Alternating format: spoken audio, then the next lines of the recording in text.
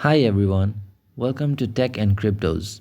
In this video, we're going to learn how to uninstall the Temu app from our device. If for some reason you want to uninstall the Temu app from your device, you can simply go to the device settings, then scroll down to find apps.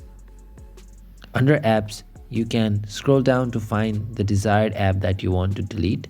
For now, we want to delete the Temu app, so when we get to Temu, you can see there is an uninstall button right in the bottom panel. When you press on this will ask for a confirmation that you want to delete the app.